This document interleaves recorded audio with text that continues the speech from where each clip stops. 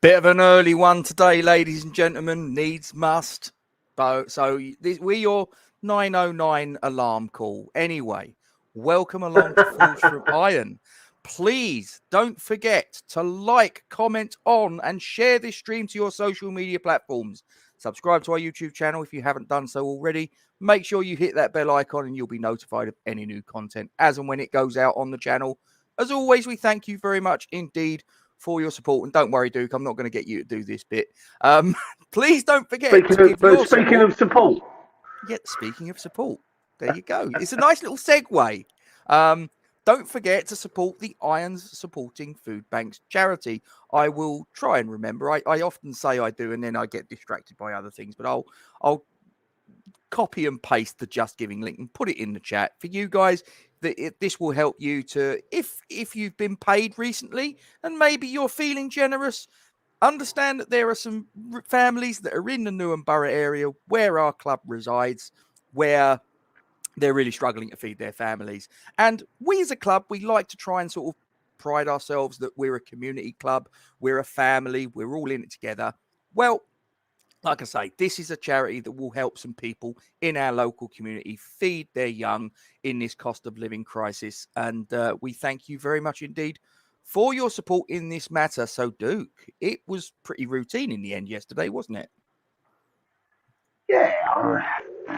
I mean, listen, I sat with Paul Stewart last night. Yep. Not for a bit. I'd like to point out, not the ex-Tottenham and Portsmouth. Did he go to Portsmouth? He went to Portsmouth for a bit, didn't he? I know he was at Man City, wasn't he? Leave that there a minute. Oh, you've got a story. Andy. No. Andy. Your dream group. Your dream group. Oh, so early with this Put your teeth in and engage your brain. Your dream group includes Djurgårdens, Andy. Why? Why Djurgårdens in Sweden? I need to know. I want to know if it's the same reason that I want to draw Djurgårdens in our group. I'd love to know if it's the same reason. I'll wait for Andy to get back and then we'll go. As I was saying, I was watching the game with Paul Stewart, wasn't I? And he was the guy that put a question to Stewart last night. And I did turn around and say that we would have been punished by better teams than the Viborg last night. If we'd come up against better teams, we would have been punished with the chances that they had in the first half. Defensively, we were ropey. It's early, guys. Surely nothing's happened out there yet. It's Lewisham. There's probably been a stabbing or something. I remember they had 3, 4, possibly even 5 very good opportunities. They flashed 2 or 3 inches wide of the post. This is even before we went 1-0 up, Rob. Flashed 2 or 3 inches past the post. The downward header that Fab just kind of went, yeah, thanks very much. Reminded me very much of Areola, sorry, not Fab. Mr. Nips, as I called him, yesterday. And the double save that he made as well, Rob. The one at the near post, and then he kind of gets up really well. It was. Yeah, 43rd minute it was. Really good double save. So we could have been punished by a better side yesterday. Do you think that if we'd been playing a better side, as you say, that our performance levels would have raised, so a lot of those chances wouldn't have happened in the first place? Not a great deal, to be honest with you. I'm just concerned that we're taking our time to get going, especially in games as well, Rob. We're really taking our time to get going. Was it 22 minutes yesterday, and I think it was probably our first, probably second meaningful attack, and by that point they'd already had 3 or 4. We could have been 2-0 down quite easily at that point. So it's a concern. But that being said, we got the first, which was a really well taken goal, Rob. I don't know what you thought, but the build-up starts with Cresswell, who I'd like to point out didn't have the greatest of games again. I think he receives a pass from, I think it's Bonner or Kehrer at the back, plays it down the left.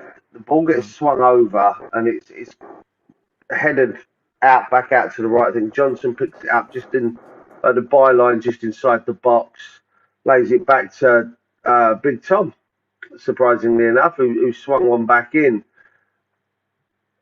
And it was a proper instinctive goal scorer's finish, Rob, wasn't it? It was a really well taken goal. Did you notice the movement? Because what he did is just before the ball was played in by Souček, he takes half a step as if he's coming away from the goal, and then he makes his move towards the near post. And it was that sort of like movement out that just gave him that split second advantage over the guy that was marking him to make the run.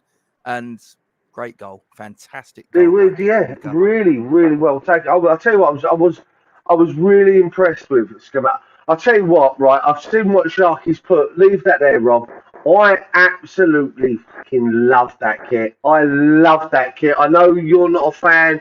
I get why people aren't fans of it. I get that it's not traditional West Ham. I fully understand that. As Neil said, it really isn't a traditional West Ham kit. It is more of a training shirt. It's a training kit. But I actually really like that. And if they were to wear that in all the away games in Europe, I'm going to have no qualms with that. I actually really like that. It looks smart. I like the way that the shorts and shirt bleed into each other. I think it's a polarised opinion, hasn't it? Oh, it has. And I'd like to say, for me, I'm quite a big fan of some of our previous circuits. I mean, the black with the gold that I think we both got. Did you get it? You got the black and gold as well, didn't you? I think we got them off of the B&M website. Libby got it. Libby got it. Yeah. I think it's a banging kit. I do. Yeah. I'm a big fan. I'll be honest, I don't like any of the kits this season. Any of them. I think they're Listen. It's West Ham. It's what are you gonna do? We're gonna buy them, or we're not. If you don't buy them, it doesn't matter. There have been kits in the past I've absolutely despised. I think the one that I got with Kamara on the why we've got the orange. No. Apparently, the people that designed the kit turned around and said, because obviously, if you know the history of West Ham United, you know that we obviously came from a shipbuilding yard, Thames Iron Works, and it's the representation of the flames from the foundry of the ironworks, apparently. I'm not buying it. I think it looks, as someone said someone earlier, had a lot of time on around to come up with a lot of bollocks. It does look like black ball. Let's not mess around it. But I like it. It's, as you've said, it's gonna divide the fan base. But I listen. It's not the end of the world to me. It's a kit of my club playing. As long as I get to see them play and win games. And so be it. Just go back to what Andy said about Djurgårdens. He said he wanted to go to the Nordic Museum. For those that played, and I know you haven't, Rob, so you're going to have to bear with me. Those that played Football Manager or Championship Manager, as it was known back in the day, late 90s editions of Championship Manager, and a young 15-year-old who I actually always thought was a regen, i.e. a player that's computer generated and designed to just be there. Actually, he was a 15-year-old who ended up joining Derby by the name of Tonton Zola Mokoku. And he was a 15-year-old in the game. He was coming out of the reserve team at Djurgårdens, and you could get him on a free. And he was amazing. He was the best player that I've ever had on the game. So there's a reason for me that I won Djurgårdens in our group stages, just because it reminds me of the young lad that I used to sign for West Ham on old games of Championship Manager. But that was, I've just messaged my brother and he just said the same thing. What do you reckon of the second goal, Rob? What were your thoughts on the second? I'm actually, I've got on my other tab, I'm actually looking at it. So it's the goal kick from Areola, plays it long, header on by Skamaka, round the Yep. corner by Cornay, who obviously saw Ben Rama making a run out the corner of his eye. Ben Rama just lets the ball do the work. He doesn't even take a touch. He sees the No. goalkeeper coming, and he puts it in exactly the right spot. The goalkeeper's just slightly moving to the goalkeeper's left. So Ben Rama puts it to his right, which is obviously going to be the most difficult save for a goalkeeper to make. You know, if the goalkeeper's going left, you go right, and vice versa. He puts it into the corner. Nice and cool finish. And as I say, it was all right. You could turn around and go, wow, it was a little bit, Wimbledon-esque of the 1980s. But listen, sometimes you have to mix it up. And as I say, it was a good find by Areola. Skamaka got up well. He knew where he was putting it. Cornay latches onto it. I don't think Cornay had the best of games, if I'm being honest. I mean, there was a chance right at the end where Ben Rama sets him up, and I think he should have done a lot better. You could argue he's a left winger, really. He was playing on the right, so there's a little bit of mitigation there. But it was a really critical assist, to be fair. And as I say, the goal pretty much killed the game as a contest. 4 touches, Rob. 4 touches from goalkeeper's hands and then his foot. Skamaka's head. Flick on by Cornay, like you say, round the corner pass. And a really good pass at that. The vision to see, because if you remember rightly, it all happens so quickly, Rob. If you go back and watch that replay, it happens so quickly because from not just the goal kick, or from the drop kick even, the header to Cornay happens really quickly. Ben Rama's already on his bike as Cornay as Skamaka wins the ball in the air. Ben Rama's already on his bike, knowing that ball's going to get to Cornay for like the round the corner pass, and Cornay's thought process. It must have all happened in a millisecond, Rob. Sign of a good player is that he's seen the movement and he's managed to make the pass before the ball came to him. All in that. Yeah, definitely. But it happened. He knew what he was going to do with it before it happened.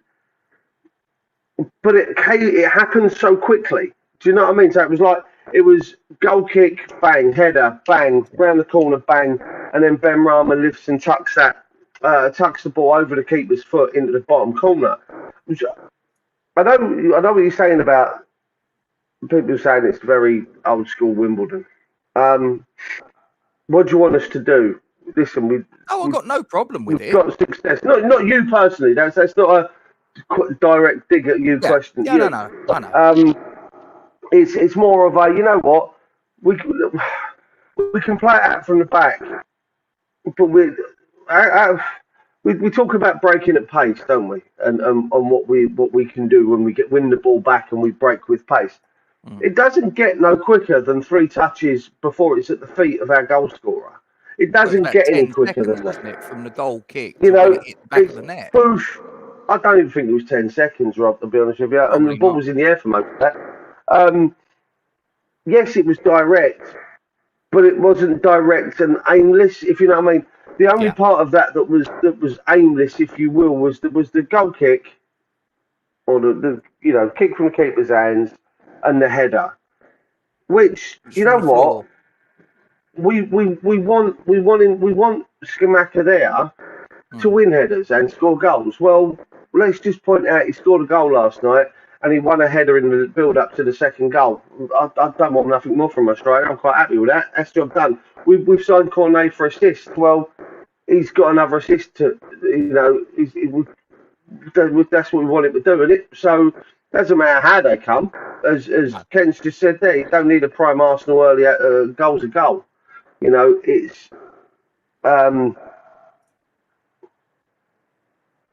It's just, listen, I was happy. It was a very, again, very workmanlike performance. I'm quite happy with the result. I mean, the third goal, be it scrappy, still, goal's a goal, Rob. It's just what Ken says, goal's a goal. It ain't got to be Yeah. anything. Hasn't got to be anything pretty. I haven't seen the comments from Moyes that Andy's just mentioned their review, Rob. What's he come out and said now? Oh yeah, he's here. Um, Or is that what you're saying, or is that what Moyes has said? I think that was what Moisey said. I don't know. I wonder whether he's just. I'm trying to play devil's advocate here a little bit. I just wonder whether he's trying to take the pressure off of his shoulders because he's just shy of a £36 million striker coming to the Premier League for the first time. He's 23 years of age. So maybe he's just trying to take the pressure off of him. Maybe. I might be playing devil's advocate. I might be being too generous. It might be Moyes just being a dick. I get it, but if it's to the detriment of us winning games in the Premier League, Rob, then I don't get it. All right, I don't get it. As other channels have alluded to, players are not going to sign for us if players ain't going to sign for us if they don't think they're going to be playing. This is the problem. If you turn around and said to Skamaka when we signed him, I tell you what, Jan, you're gonna come in, Luca, whatever. We're going to probably start you in the 2 European games, and you'll probably come off the bench in the first 3, maybe 4, 5 Premier League games. Guarantee you wouldn't have liked that one bit. There's no player that would. They all want to start. They all want to play. They all want to, especially strikers, they want to score goals. He's not going to be placating, Rob, with 2 goals in 2 games, 2 starts in Europe. He's not. I'm guaranteeing you he's chomping at the bit. He wants to start. And if you turn around and went, okay, so Paqueta, for instance, obviously we've all seen the stuff in the chat of Paqueta. His agents are apparently personal terms are that close, and Leon are just being a bit of a dick to work with at the minute. But is he going to want to come if he's not going to be guaranteed to start in the 10, or you know what I mean? Or even not even guaranteed, but to be given a fair crack at a whip, Rob. If he's there performing in training, if he's there, for me, Skamaka proving it in Europe at the moment. Yes, all right, not against the great sides, but he's still proving he can score goals, and his movement's really good and whatnot. I think he deserves to start. I think Moyes needs to stop. I agree. Coming out with these comments, because basically the way it comes across, as again another channel has mentioned, basically you might as well just turn around and say, you know what, they're not good enough to start on Sunday. I don't think they're good enough to play the game. I'm going to be going with the boys that got us here, kind of thing. And what's the point in spending, 125? I want to say 125 odd million pound on 7 new players. Why buy them? Why buy them if you don't think you're going to stick with the old guard? I don't get it. Although I have to say, if we do get another 3 in, that's 9. That's 10 new players. You never do that on Football Manager, Robert. It disrupts. Are you concerned with that? Because I'm looking. It's an awful lot of new faces coming in at once, and if you look at it, an awful lot of them don't really have much in the way, or any in the way of Premier League experience. I mean, Cornay obviously has Premier League experience.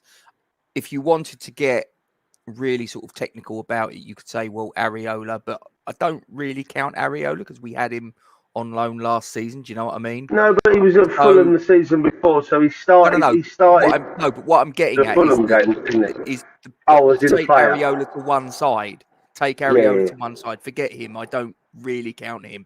I know we signed him, but say he was he was in the squad last season, albeit on loan. He'd had Premier League experience, as you say, with Fulham. But everybody else you look at and you go, well, Scamacca's never played in the Premier League. Aguerd has never played in the Premier League. All the other players pretty much exclusively. And you look at, other than also Emerson Palmieri's played in the Premier League. But yeah, I was going to say, yeah, most of the signings that we've made haven't really got Premier League experience. There's a lot of new faces coming in. It does kind of concern me, but listen, as I say, you got to put your faith in David Moyes. He knows what we need. He knows what we don't need. And, you just got to sort of listen, him, really. We've bemoaned Moyes. We've bemoaned the board in the previous 4 transfer windows. But we just haven't got anyone. We've bemoaned the fact. You and I, for the last 18, 19 months of doing this channel, have sat here. I did you and I did a live stream at the end of the previous transfer window. Me and Andy did a live stream, the one before that, and we all bemoan the lack of activity. We're getting activity now, and we're kind of bemoaning it again. There's too many, or they're not starting, or like I say, I wouldn't say I'm bemoaning it. I just think that it's a lot of business at once, and an awful lot of it is a player that's our own fault. Played in the Premier League. That's our own fault, because if we'd gone and got Aguerd in January and given him the 6 months to settle in, listen, we must have known we were going for Aguerd then. Flynn Downs. So we obviously knew we were going for these players. So I don't understand. We've done it all at once. So it's our own fault, essentially. Yeah. It's what we've done. Yeah. Anyway, let's get back on. We've spent money.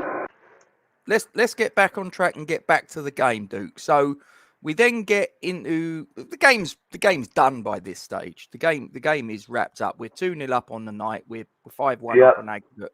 The cherry on the icing on the cake comes from Big Tom's boot. It was a ball that was played in on the left from Aaron Cresswell. It was a pinpoint delivery. Swings it into the box, and Tilo Kehrer, who's not the biggest centre-back, it has to be said, was in the box. He leaps. He's got a tremendous leap on him, it has to be said. Gets his head to the cross. Perfect header. Pretty much almost a perfect header. It was probably, if you wanted to pick holes in it, probably a bit too close to the keeper. Made a decent enough parry, but lurking there in around the 6-yard box was Big Tom, and he made no mistake and finished the tie. Any chance that they might have possibly got a goal to make it a little bit of a nervy finish? I mean, they wouldn't have overturned a 5 if they'd have sort of gone on to score at that stage, a 5-2 aggregate. They wouldn't have overturned it, but it might have just made the last few minutes of the tie a little bit edgy. Who knows?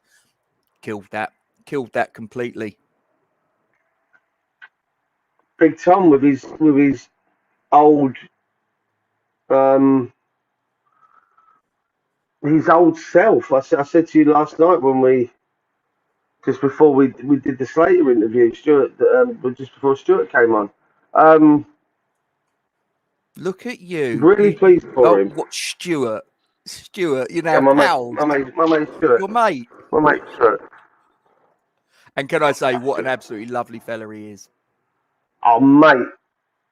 Listen, guys, if you haven't watched it, and I'm appreciative that obviously we did go live with, 15, 20 minutes of the game still to be played last night. So if you haven't seen it, do go back. Stuart was absolutely brilliant last night. He didn't dodge any questions, Rob, did he? I mean, I kind of put him on the spot a little bit with one of the questions of when we were talking about the move. The move to Celtic and his agent, which was one of Brady's friends, wasn't it? Kind of did put him on the spot a little bit. I did say to him, didn't I? I don't want to put you in a spot where you kind of put maybe a little bit of sour on a relationship that you've probably still got with Liam. But I won't mention it. But go back and watch it, guys. He answers every question quite openly. He's an absolute gentleman, and still a West Ham fan, Rob. You can see the way he talks about the club with absolute passion. That he still loves the club a lot. Absolutely, and he's agreed to come back on at some stage. Didn't he? He said he did say, didn't he? 6 to 9 months down the line, boys. If you want me back on, just ask the question. I did say 2 weeks time, Stuart. Is that all right? And we laughed. We laughed. Yeah, he's changed his phone number now. No, genuinely, honestly, I have to say, definitely a highlight for me. As I said, growing up, I even said to him last night, and you did as well. Kind of idolised him on the football pitch growing up. Kind of strange to say that to another grown man who's only 9 years older than me and probably about 36 years younger than you. Must have been really strange for him to. Must have been really strange for him. Oh, I know. Thank you. I do try. Must have been strange for him to hear it, and I must admit I felt a bit like a dick when I said it, because look, the guy's only 9 years older than me. I used to idolise you growing up. You're my favourite player. Can I have your autograph, please? I want to be the baby Jesus.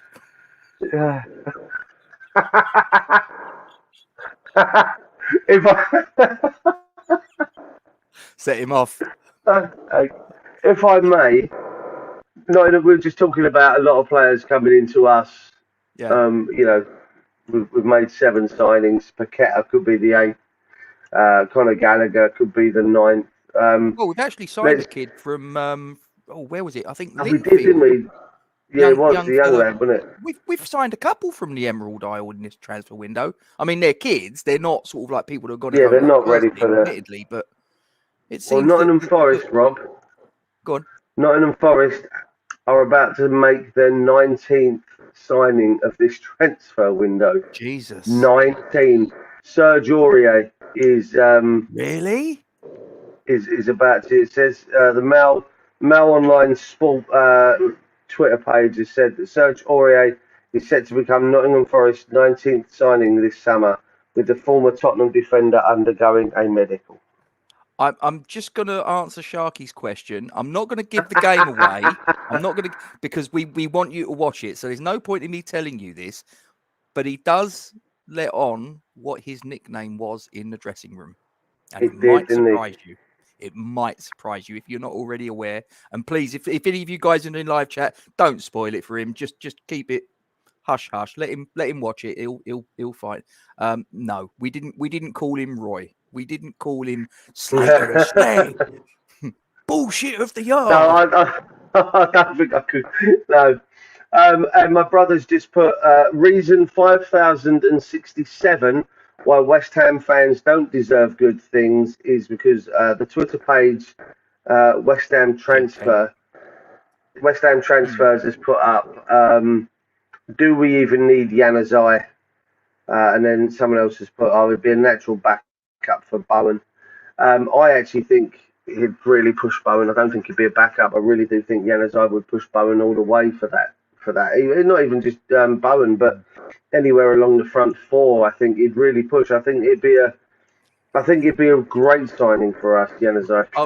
I was going to go and mention, because Aurier, my wife, obviously, as you guys know, is a spud, and I remember one time she had Spurs on. They were playing, I can't remember who, and Serge Aurier in the same match took a foul throw, which I personally think, as a professional player and an international player who's operating in the Premier League, should be a sackable offence. That's just me, right? Take a foul throw, you ought to have your contract ripped up. That shouldn't happen. He did it 3 times in the same match. 3 times! It's embarrassing, Rob. But then I also put that in the same category as any fucking player that can't miss the first man from a corner. Maybe that's 2 weeks' wages.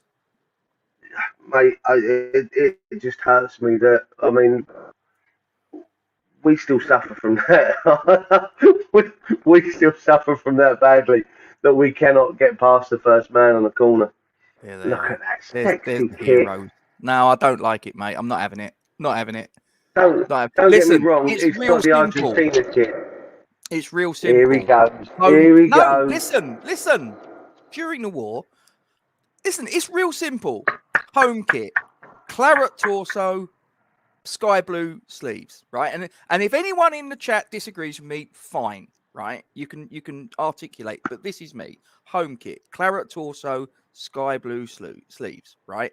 Away kit, blue torso and sleeves, 2 claret hoops, claret piping round the cuffs and the collar. Done. Third kit, white, blue trimming round the collars and cuffs, 1 claret hoop, 1 blue hoop. Done. Don't fuck about with it. I know these kit manufacturers keep having to kick out new kits so that there's money coming in and all that. I understand it. But for Christ's sakes, you know, they're your kits. They're your staples. Don't fuck about with them. You're right, Grandad. You're done. Yeah. Yeah. I remember when the balls, it used to piss down with rain and you used to head the ball and you'd get a concussion just from heading the ball. Played in one of them games, Rob. Really? Played in a charity game with one of them balls. Yeah, we played in a charity game. I think it was for Macmillan, possibly years ago, and we used the old ball with a stitching, the old leather ball. We used the old hobnail. The old hobnail boots. You know the old hobnail. They were like proper like DM style boots Did you with the wear studs the old Stanley nailed Matthews in the shorts bottom. there down to your knees? The woolen kit, right? And we played this in the end of October, beginning of November. Yep. Pissing down with rain. Hackney Marshes, absolutely teeming down with rain at Hackney Marshes. And I mean, listen, the drainage at Hackney isn't the best on the marshes, is it? I'm guessing you've been over there and mate, it was like a quagmire. Yeah. Right. And I went up for a header and won the ball, but I headed the laces, Rob, on a sodden, wet, old school leather football, and I headed the laces. I had the mark across my forehead, and I went down like a sack of shit. Right, it was so painful. But like being punched by Tyson. I tell you now, I've never been punched by Tyson, but I can imagine that. Hey, the boy's coming over. He gets to see it. He's going to be here within 9 hours, so that'll put him at me at about 6 o'clock, I reckon. 5, 6 o'clock. Something like that. So if he's here by 6, I'm DJing tonight. I've got a feeling it could be a messy set. I think he's going to crash on the sofa in the pub. I think he just sling a blanket over him. He'll be fine. He'll be fine. He won't call. He won't come to no harm. He won't cause no harm. He's a good lad. Don't worry. So, right, okay. Before we do player ratings, Mr. Duke, let's do just real quick. Let's just run through, as I say. I'll get this up on screen for the ladies and gentlemen watching. So they're the pots, as Duke says. We're in pot one. And the one at the bottom. Oh yeah, hang on. Rolling banner. Yeah. Yeah. Cool. So we can't be drawn against anyone in pot one. That's fairly clear. We wouldn't be able to get drawn against anyone in the other pots if they were also from England. But you'll notice, dear viewer, none of them are. So we could get Fiorentina. We could get Cologne, who is sitting there in pot 2. We could get in pot 3 Nice or Anderlecht or Hearts. Pot 4, Lech Poznan. There's a few teams there, Duke. I've got to be honest. I would like to avoid, and I know some people are going to disagree with me. I would like to try and avoid as many of the big boys as possible. I would have no problem having Apollon or Hapoel Beersheva. I would have no problem getting Vaduz, and I would have no problems getting Balkani. I've never heard of any. Well, I say I've never heard of. Heard of Hapoel Beersheva. I think I might have heard of Vaduz. I've never heard of Balkani. I quite happily take them. Not a problem. Yeah, of We'll course you get the would. Fiorentinas and Then the you might as Colognes well once just we get walk into the through. last 16. You might as well just walk through them, Rob, and just say, Yeah. "Sod it, we'll see the other side." I mean, I don't get me wrong. I'd like to pick up, like Chris has said there, Fiorentina would be a great game. I mean, you got two teams in. Was it pot three? We had there. Was it Anderlecht and Nice? So, bro, I'd like to avoid Anderlecht. I'll be honest with you. Yep. Nice doesn't bother me too much. The rest of the groups, Fiorentina, anyone else in that group, and then there really is no one in pot four that scares the living shit out of me. So, as long as we can avoid Anderlecht, I'll be quite happy with whatever else follows. Fair enough. Right. Okay. So That's a very underrated comment there, Peter. Very underrated. I like that. I like that a lot. Beersheva. Yeah, I There think you go. I saw their name. Yeah, but he's here all week, ladies and gentlemen. Right. Okay. Player ratings, old chap. Well, let's do it. We ain't got long because you've got to get off the computer, ain't you?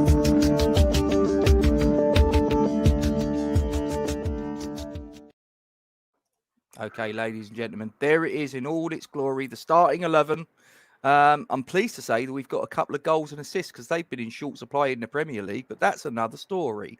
Right, big fella. Let's start between the sticks as we always do. Give me your story on Alphonse Areola. I'm going to give him a 7, Rob. He didn't really have a huge amount to do, but when he did, he stood up and he came up big. That double save on 43 minutes was big.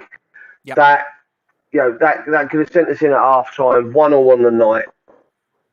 Only a 2-goal advantage in the second half gives their fans something to get behind them with. I think he commanded his box. I think he did all right as and when. But that double save was big for me. I'm going to give him a 7. Critical. Yeah, it came at a critical point in the match for me. I think that had they managed to equalise just before half time, makes it a little bit more interesting. 1-1 on the night, 4-2 on aggregate with 45 minutes left to play. You never know. It could have been a different story, but that save was critical. He obviously played a part in the second goal, and I think 7 is probably a fair mark. I thought he looked decent enough. Talk to me about Aaron Cresswell, captain for the day. He was the only starter, as you can see, that received a yellow card for a little bit of a sort of tete-a-tete with one of the Viborg players. I think it was Saeed, if I remember correctly. But what did you think of Cresswell, who's obviously under a little bit of pressure now? We've got a new left back. I'm actually going to give him a 7, Rob. Now, Okay. I actually think he was quite poor in points yesterday. It wasn't an overly impressive performance. But what I am going to say is I'm going to give him an extra point or two for the way that he stood up in that moment. Would you say you said there about him and Saeed? We're going to give him the extra point for that moment. Ooh. Bit harsh, but all right. He He wasn't did great. get an assist, to be fair. Well, not an assist, but a key pass, I think, for the third goal. Yeah. He did, or I saw from him last night what I've wanted to see from Declan Rice in the Premier League for the first 3 games of the season. He stood up. He remonstrated with a referee. He was a captain yesterday, Rob. Granted, he was caught a couple of times. I mean, listen, it ain't going to be the last time that anyone doesn't get caught. But it was the way that he stood up, it was the way he remonstrated, it was the way he acted like a captain on that football pitch yesterday that really impressed me. You're on mute, Robert. You're on mute, Robert. Sorry, it was because the dog was barking, and I thought I'd just sort of, I didn't want to sort of drown you out with her sort of going mental with the pigeon out there. I agree with what you're saying. There were a few times that he looked a little bit suspect. I know what you're saying about the sort of standing up to be counted sort of thing. I do think, obviously, the third goal he played a key part in. Yeah. So I think you have to sort of like put that in the equation. Yes, he didn't get an assist. Actually, I checked. No one got an assist to that because the parry was off the goalkeeper. Because I wasn't sure if Kera gets the assist in that situation, but apparently not. So there was no assist for the third goal as such. But it obviously, without Cresswell playing that ball in, the goal doesn't happen. I'm going to give him a 6. So, Angelo Ogbonna. Just quickly answer this from Sharky. You're not wrong for asking it, and yes, it is. Oh, yeah. Time waits for no man. No man, exactly. Ogbonna, you say? Yep. Solid, dependable. Again, yep. It's good to see him getting the minutes under his belt and getting, match fit, match experience again after the injury. It's good to see him back.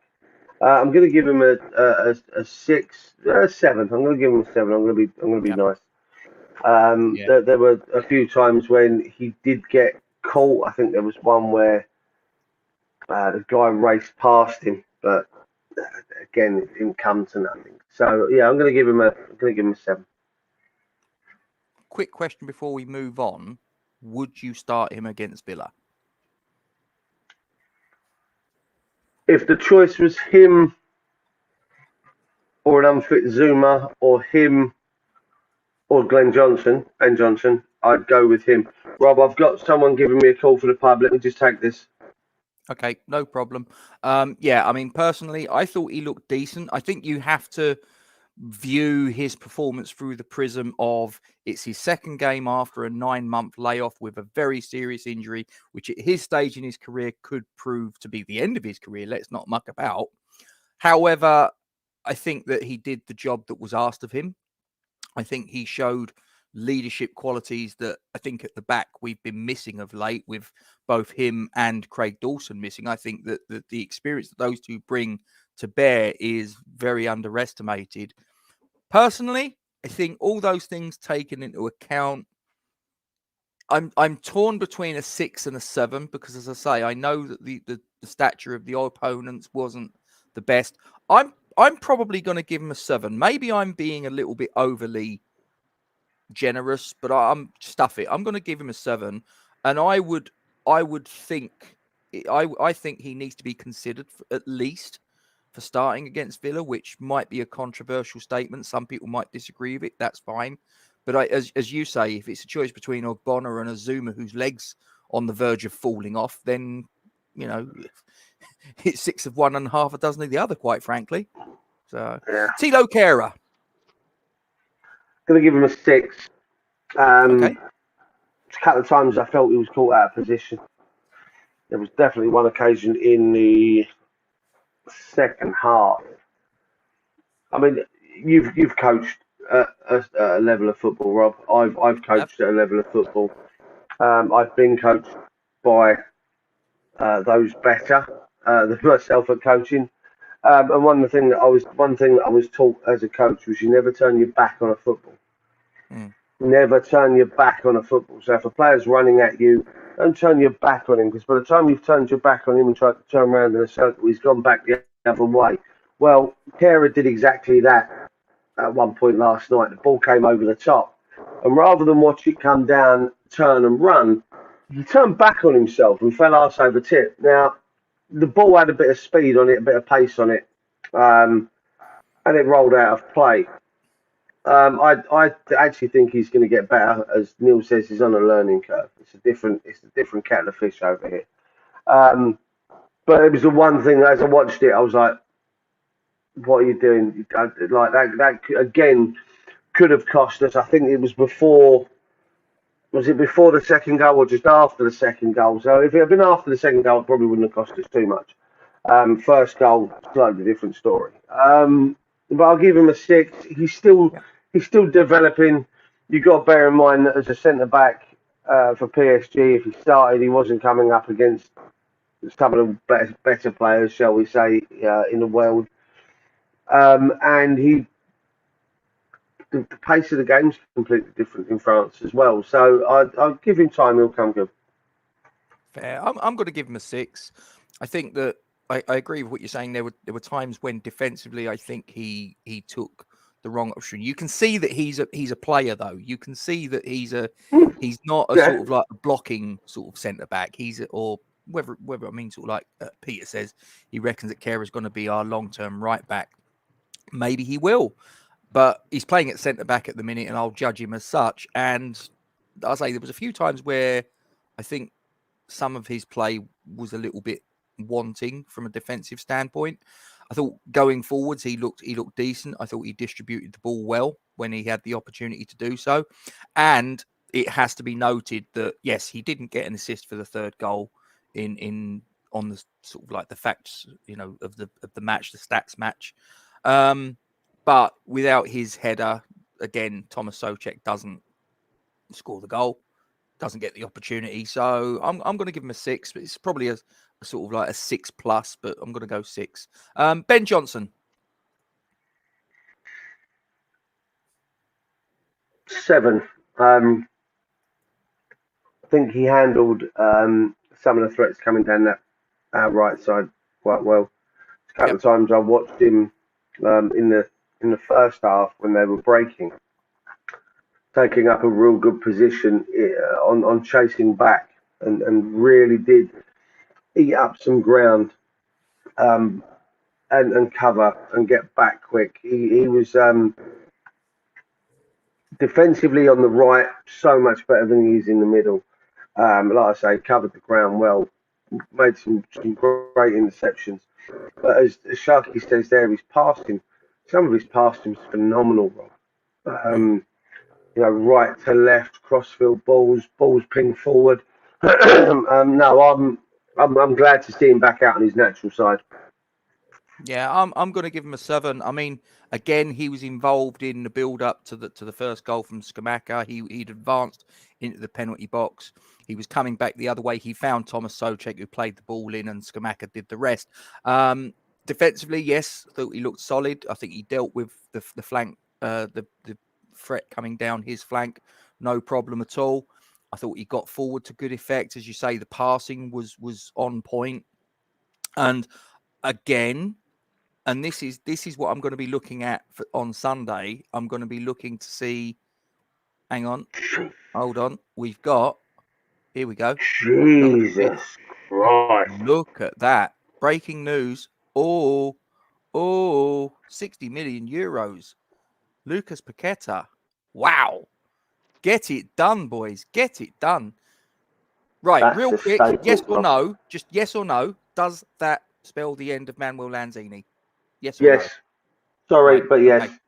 Fair. Okay, right. Let's get back in the room. So I'm going to give Ben Johnson a 7, and I'll be watching very, very closely on Sunday, but just before the kickoff, to see if he's the starting right back. Because to be honest with you, I think he's done enough to keep that spot.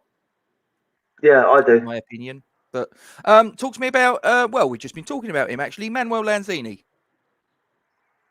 I'm going to give him a 5, Rob. I actually think. Everyone else you've spoken to so far, or about so far, we've spoke about things that they did in the game. We've picked out key points. Unfortunately, I don't have any of those for Lanzini.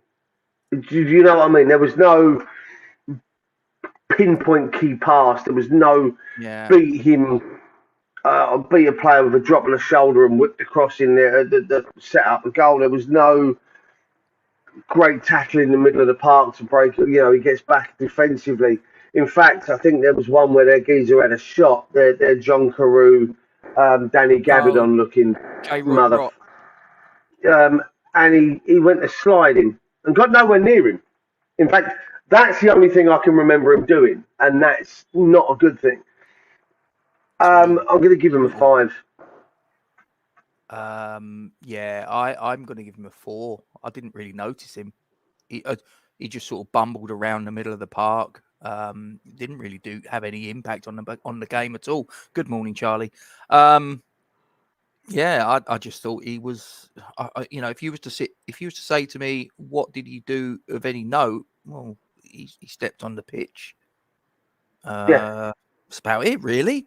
I can't. Like I say, he was just occupying a space on the pitch, Every now and again, he might have touched the ball, but did he do anything of any real consequence? No. I appreciate some Lanzini fans might try and use the argument that, well, don't forget he was playing in a position that he's not really accustomed to. I'm not buying that. I'm not buying that. Sorry, he played in that When position against Burnley 18 months he ago. It has, was yeah, but absolutely phenomenal. it's not his position. I know what you're saying about the Burnley game. He did play well in that position, but like I say, the people that are Lanzini fans would probably try and use the argument that it's not his preferred position. Okay, fine, but he's just a little bit deeper. Fundamentally, he's still playing in midfield. It's not like you've stuck him in goal or at right back or something. So I'm not buying that. I'm going to give him a 4. I think he was anonymous. I don't think he added anything. I'm not a Lanzini basher by default. I say it as I see it. He offered nothing. End of story. The way it is, mate, isn't it? So Thomas Souček. 6. Other than number hiccups, there we go. Yeah, I mean, all right, I'll go 7. Again, he gets the goal. He gets the assist. I'm going to give him a 7. Okay. I just think there's still more to come from him, Rob. There's still more to come from him. There needs to be some work on some longer passes. He's all right with a shorter 2 foot, 3 foot, 4 foot passes. Anything longer, he starts. His accuracy starts to struggle. I actually really do like him. I'm not one that's going to be advocating for him to be kind of hoiked out the door. But I think he's got to be careful with obviously what's coming in. You know, like we said, we got the likes of Downs, we've got the likes of now Paqueta, we've got the likes of Palmieri that have already come in, which could be signalling some serious changes of formation. And if that's the case, I have a feeling he could be a victim of that. If we go to a 3-4-3 and you end up with a Declan Rice, well, you're not going to pay 60 million euros for Paqueta not to start. So then he's the one, because on a 3-4-3, I think he's going to be the one to lose out. I'm going to give him a 7. To be fair, I'm looking at the scores from Peter and from Neil. They've given him 5. I think if it hadn't have been for the fact that he's got an assist and a goal, I might have been agreeing with that. But I think you do have to factor in the fact that he's played a part in. He's got 2 goal involvements in the 90. Yeah, okay, not the best of oppositions, but he can only play who's put in front of him. So I think you have to factor that in. As I say, aside from that, what else did he do? Again, not an awful lot. He did what he needed to do. One thing he did that he always does is he gets around the park. He covers pretty much every blade of grass. You can't knock him for effort. You can knock him for quality sometimes and output, but not for effort. But because he got the 2 goal involvements, I'm going to give him a 7. Talk to me about Said Benrahma.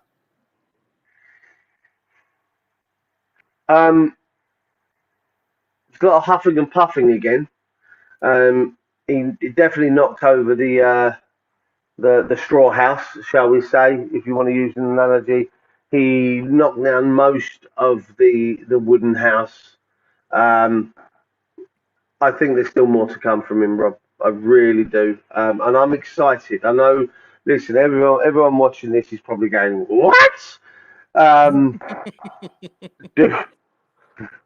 But I really do think there's more to come from him, and I'm really excited to see it because he's starting to come into his own now. It's like whatever's been said has been finally got through to him, i.e., you know, the footballing intelligence. You know, there was a couple of points yesterday where I felt he could have recycled the ball a bit better. I feel that Yep. he could have done more with it. But then there were also points where I'm watching him try and beat a man, realise it's not going to happen, and then recycle that ball, which you use his footballing intelligence. I banged on about it a lot last year, but he didn't do that, Rob. He didn't use his footballing intelligence to try and recycle the ball. Don't get me wrong, there was still a couple of times yesterday that he didn't do it, but for the most part, he he thought about what he was doing, and if it wasn't going to come off, let's come back, let's start again, let's not lose possession, let's not run it out of play. I'm actually going to give him an 8 and give him my man of the match, Rob. Oh, oh. So he's a recipient of the hero. Yeah. Did Lanzini, because you never stated, has he got your 0? I'm guessing he must have done. No. He wasn't quite the 0. Wasn't he Yeah, the worst player on the pitch? yeah, I think he was, but I don't think he did. I don't think he did little enough to deserve the 0. Mate, he has to get it. If he's the worst player on the park, that's the rules. No, I don't have to give it to anyone. Oh, you bottle job! Come on, you've given him a what, 5? I've given him a 4. I think it was a few people there saying he was a 3 or a 2. He's got to get it, isn't he? Go on then. There you go. Sorry, Kerry, but he, come back at us and tell me what he did. Anyway, Pablo Fornals. Oh, I didn't. Did I give Benny a mark? I didn't. Just real quick. No. Don't disagree with a word you've said. Obviously scored the goal. I thought the goal, like I say, he let the ball do the work. He's seen the goalkeeper make a move, and he's gone right. I'm going to put it the other way. He's got it inside the post. Perfect finish. 7 done. Pablo Fornals. Again, a lot of running, a lot of bluster, a lot of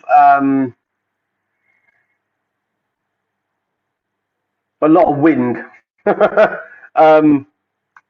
Told him not to. Not much else though, Rob. Not much else from him, sadly. I know it probably sounds a bit harsh, and I don't know if people agree with that. But then no end product. When you kind of change his position and you remove him from being Aaron Cresswell's minder, for want of a better word. Yeah. There doesn't seem to be a great end product. It's his 3rd season, I believe. It is, yeah. I am right, isn't it? It's his 3rd season, yeah. It is, yeah. His first half was shit. His second season, he started off really well with his goals against Newcastle, which was last season. Morning, Amy, Kind of tapered off. Was very inconsistent. This season, I think we'll see a different player. No, with Fornals, you take him out of babysitting Cresswell, minding Cresswell. I don't see a lot else that comes from it. So I need to, as Peter says there, needs to get back to his goal scoring days. Yeah. Needs to get back to the confidence of taking people on and beating people. That being said, a 5 for yesterday because he was almost as non-existent as Lanzini. Almost. I'm torn between a 5 and a 6. I'm probably gonna go. I'm feeling generous. Because we won 3-0 and we're through, so I'll give him a 6. That's probably more heart than head. I agree. I think that his work rate was significantly better than Lanzini, so that's why he outscores Lanzini. But if you was to say to me, okay, what else did he do other than hard work and endeavour? Did he sort of like key passes, assists, goals? What did he offer going forwards? There wasn't, lot. was there? Not an awful lot. So, moving on, Maxwell Cornay, who, as we said earlier, in fairness to him, playing on the right when his more comfortable position's on the left, but is that a mitigating factor? Yeah, it has to be, Rob. You said earlier about Lanzini. You take him from an attacking midfield role. He's still in a midfield role. He still gets to do a job with.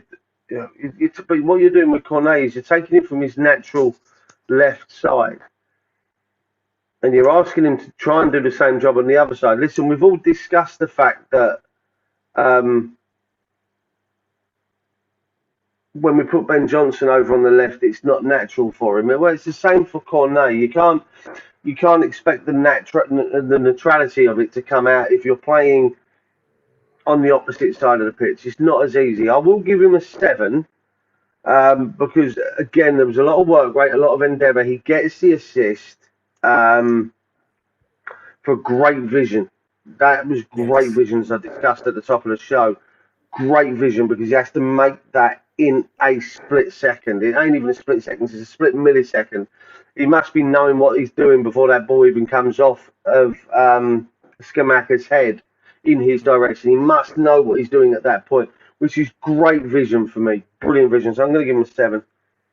Yeah, again, I'm torn between a 6 and a 7 because, as I say, assist aside, which was great vision, great technique for the offload. Other than that, I was like, not. It was a so-so performance, and I think he's got to be marked down for that chance that he missed. I mean, Ben Rama put it on a plate. Put it on a plate. He's taken the goalkeeper out of the equation for Cornay, drew him out, and gone, have that, mate. He's got to hit the target. I mean, if there's a defender that recovers and manages to make a block on the line, so be it. But hit the bloody target, for Christ's sake. Do you know what? Because of that, I'm going to give him a 6. I'm going to give him a 6. Fair enough. Yeah. Gianluca, big Luca. I give him an 8 as well, Rob. Yep. There were points he cut a very frustrated figure. You could see he was getting irritated. Making runs, he's getting into positions, and then we don't find him. Be that because the ball gets blocked or he just doesn't get used. I don't know what it is, but there was some great off-the-ball movement from him. I watched him quite a lot. Oh, shit. Don't watch it back. Don't watch it back. Yeah, he made some great off-the-ball runs. He was really, really good with his positioning. You mentioned, obviously, for the goal earlier, he kind of, the ball goes across. I think Cresswell starts to move down the left. The ball gets swung in, possibly by Ben Rama, goes all the way across to the kind of the edge of the box on the byline, which Johnson wins and recycles back to Big Tom. He whips it in, and just before the ball gets to Souček, he drops off. Yeah. Literally a yard, Robert. I don't even think it's a yard, but he drops off at half a pace. But the geezer stepped with him, and he kind of he jolted forward, and it was the speed of the movement to go from stepping back to getting back forward again, and it was an absolutely cracking finish, Rob. It was a goal scorer's finish. You know, he kind of hooked his foot round the ball, guided it. But you've got to bear in mind, the ball came in with some pace on it from Souček. It was low, it was flat. It came in with pace. Really, all he had to do was guide that ball. Yeah. You know, it hit his foot and he guided it into the roof of the net. Really good goal. Really, really excited to see what he's going to do for us this season. That's 2 now in 2 starts for him. I did say I thought he'd hit 20 across the competitions, and I still stand by that. I think we've got an absolute gem, and certainly a better one that cost us less money than the last one we thought we had. Yeah, I'm going to give him an 8. I thought he was excellent last night. I agree with what Neil says, that he is a work in progress. My goodness, what's he going to be like? I know it's Viborg. I know, but he can only play who's put in front of him.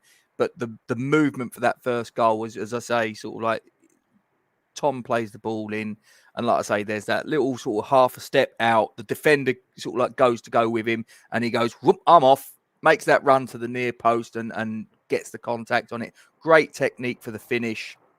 I thought there was times last night, like you say, that he did cut a little bit of a frustrated figure, but I don't mind that. You know, I don't mind. It's like Arnautovic. Sorry, I've got to mention. You know, some people will recoil in horror, but you know, he would moan and complain. You know, sort of like you described him as a bastard, and I think look at Big Luca. Yeah, there's a bit of a bastard there. Do you know what I mean? He's yeah. I'm optimistic. I've got to be honest. I was a little bit concerned when he first rocked up, and you'll know this, that I was like, not sure, blah blah blah. But I'm seeing signs that he's got a little something about him. He was the second top Italian goal scorer in Serie A, 16 goals, which for a defensive league, that's actually pretty good going. I'm going to give him an 8. He was my man of the match. And again, same as Ben Johnson. He should start against Villa. Whether he will is another matter. I think Milesy put it in the chat sort of at the beginning. He turned around and said, "Oh, he'll be on the bench again." I'm not so sure. I'm really not so sure. I wonder if he might play Bowen and Antonio, or whether he might even drop Bowen. Who knows? And it's all sorts of different combinations he could play now. I mean, David Moyes has got a little bit of a selection dilemma. Who's his front four going to be? Really interesting. Without a doubt. Yeah. So, no, he gets my man of the match. I thought he was excellent. Do you want to do the substitutes real quick? Ken, I'm just conscious. Obviously, I don't want to take up too much more of your time with the missus and stuff. It's fine. If it was a problem, she's having her Zoom meeting, and the stream hasn't gone crashing and disappearing up its own arse. So I think we'll continue. There they are. Right. Okay. We won't bother marking Zuma and Oko Flex, although I've included them on the graphic. They were on the pitch for less than 10 minutes. Rob, I'll let you do the subs because obviously well, to be honest with you, I didn't see any of them come on. I don't even remember seeing a sub made before I came upstairs saying that. I was just seeing the pictures. I was like, I don't even remember seeing them coming on. Yeah, no, I don't think that they really impacted on the game to any significant degree. None of them got a goal. None of them got assist. They all come on and were like, they just did the job that they needed to do to see the game out. The game was over by the time they were introduced, let's be honest. As I say, Zuma and Oko Flex, I'm not going to mark because they were on the pitch for less than 10 minutes. So I don't think, in my opinion, you can really mark someone that gets such a limited amount of game time. The only thing that Antonio did do, as you can see there, he got a yellow card at the dying embers of the match. So did nothing spectacular. 6 all the way for the 3 substitutes that I'm going to mark: Antonio, Downs, and Coventry. I don't think that any of them have got any real grounds for complaint if David Moyes turns around to any of them and says you're not starting against Villa, and that includes Antonio. I don't see it happening, though. Probably not, but I'm just saying I don't think if David Moyes turned around at the Villa game and said to Mickey, I'm going to start you as an impact sub, I'm going to bring you on with half hour to go when they're blowing out of their arse, I'm going to have you and Big Luca sort of terrorising them, but I'm going to play a slightly different system up to that point. I don't really think that Antonio could sit there and say, I played really well against Viborg. Boss, what are you doing? Nah, sorry, mate. Yeah. So that's just my opinion. Mark the Gaffer. Got it right, Rob. We've come away with a win. We're into the group stages. I'm going to give him a 9. He got it right. You listen. You've asked him to set him up. You've asked him to put him out there and go. They've gone out there and gone. He's set him up. He's got it right. So I'm going to give him a 9. Yeah, I don't think I'm going to mark him as high as that. Again, I view it through the prism of it's a team that realistically, if we play them 10 times, we should be beating them probably about 9 times. Let's be honest about it, and maybe the one other time's a sort of like a draw. Who knows? But yeah, I'm going to mark him 8. I think he, like you say, I think he got his selection spot on. I think he got his tactics right. I think that, yeah. I mean, the substitutes, I don't really think that by the time he introduced the substitutes, the game was done, the tie was over. So I don't really think you can sort of like, as a marking criteria, that substitutions really come into it, because it's like, well, the game's all over by then. So, but no, I think 8 is a fair mark. I think that's a decent mark. I'm not going to sort of like say that it was a 10 out of 10 from the gaffer, but he did what he needed to do, and we're in the next. We're in the group stage. We're in the group stage. We got another 6 games in European competition at an absolute minimum. 3 of them at London Stadium. We're going to pack out the home end, and we're going to make some noise, hopefully, and it will be a bit like last season when we really cranked up the atmosphere in those games. Again, notably, I think the game that really stood out for me last season was Seville. That was special. Hopefully, we can get a few more nights like that. Fingers crossed. Hopefully, we'll go one step further, or maybe 2 steps further this year as well. We'll get to the final and go on and win it. But one step listen, beyond. one step at a time. One step at a time. You know. Absolutely. Well, they're doing the just to mark your card. My information is that it's around about 1:30. They're doing the draw for the Europa League, and then the Europa Conference League follows on from that. It's around about 1:30 that the draw's taking place. I will be behind the wheel of my car on my way to Pastures New for a couple of days. I don't want to tell you, Locks, you bloody follow me. and I'm going somewhere for a bit of peace and quiet. So no, but yeah, not too much because we've got a video to do tomorrow. Yeah, well, the accommodation, I'm told, it said on the blurb that they had Wi-Fi there. So if they don't, then I won't be very happy because I'll be relying upon my 4G not disappearing up its own arse. So, but yeah. So Duke, any final thoughts you want to say before we wrap it up? No, I just when's my anniversary? Next Wednesday. 20 years. Yeah, Jesus. Got less for murder. 22 years. Shit, yeah, 20 yours was 20 years. Mine's 22. Yeah, not married. That malarkey. They knocked down the only place that I wanted to have my wedding reception, which was Upton Park. So we said no, we won't get married now. To answer Kerry's next question, we've actually had a 60 million euro bid accepted. Happy, according to TalkSport. 60 million euros. I think that's about 55 million quid. Huge numbers. It's got to be done by, is it midday or 12:30? Midday. To be available for the Villa game. Where the Moyes are playing. 12:30. Yeah, well, that's the question, isn't it?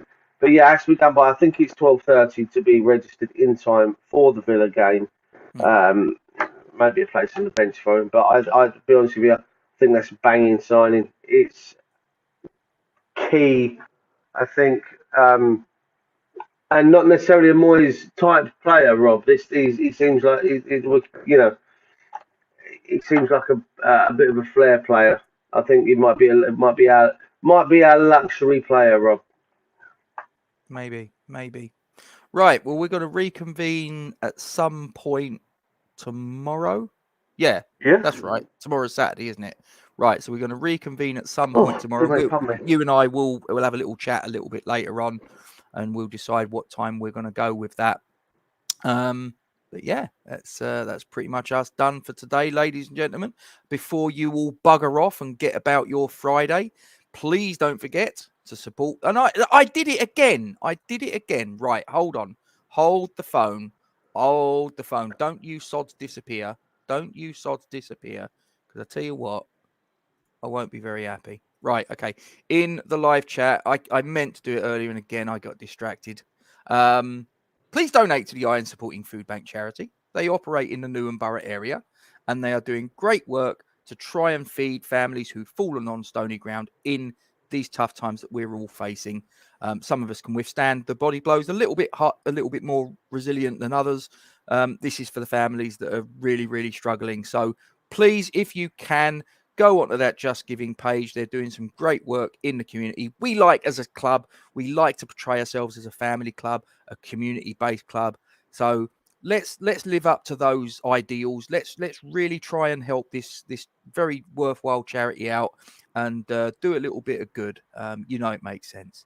And please don't forget something else that makes sense. to like, comment on, and share the stream to your social media platforms. Subscribe to our YouTube channel if you haven't done so already.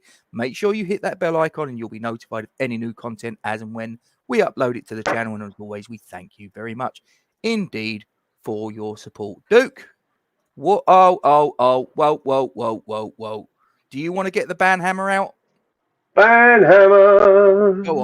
Go on. Real quick before we wrap it up.